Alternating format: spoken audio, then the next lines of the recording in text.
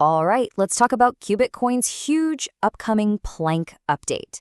It's meant to be this massive leap forward, but honestly, it's kicked off one of the biggest debates in the community.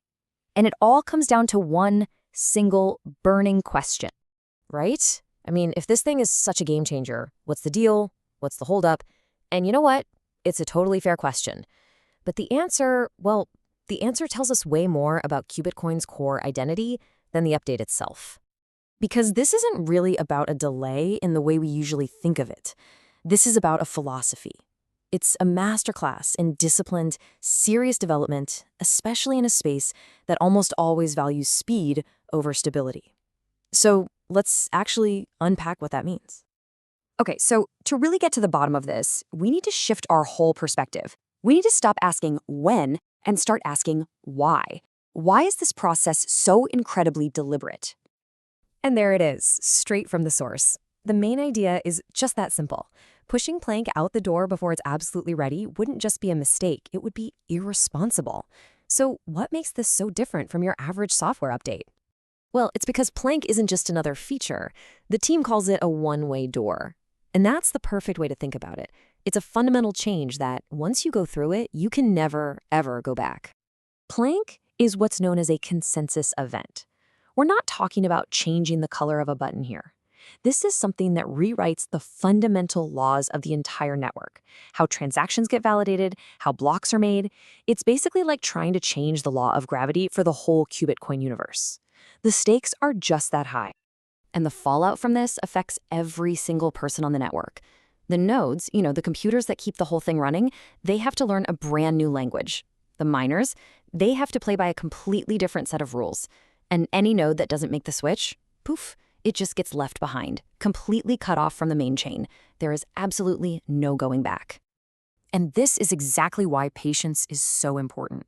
If you rush a one-way door like this, you're asking for absolute chaos. The network could literally split in two. You could have developers scrambling to push out emergency fixes. Or even worse, a small, powerful group could end up taking control just to clean up the mess. Qubitcoin is very carefully walking around that entire minefield. So if they're not rushing, what's the plan?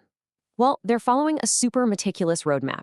It's a deliberate sequence designed to make sure the whole network is 100% ready long before anyone even thinks about flipping that final switch. And their approach is just incredibly methodical. First, they introduce the new core system, which is called super dense consensus.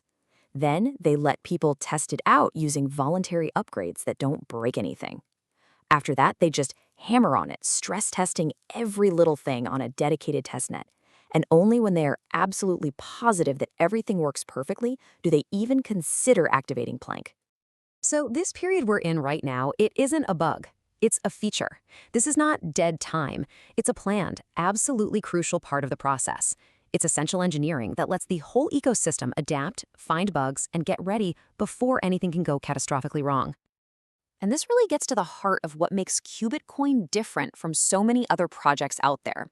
It's a very conscious decision to choose discipline over hype. Think about it. Most projects rush their big features because they need the attention, right? They need a new story to tell, some new momentum. Qubitcoin is holding Planck back for the exact opposite reason, for purely engineering reasons. They're waiting because the network is already stable, the tools are already proven, and the consensus is already reliable. They want the new stuff to be, and I just love this phrase, boringly reliable. Now, you might see this number, the current block height, and you might think, hey, we're getting pretty close to the 80,000 block target. It really feels like the finish line is right around the corner. But that's a total misunderstanding of the plan, and this is so important. That block height is just a gate. It's a minimum requirement, not an automatic trigger. The real progress is gated by readiness, not by a number on a screen.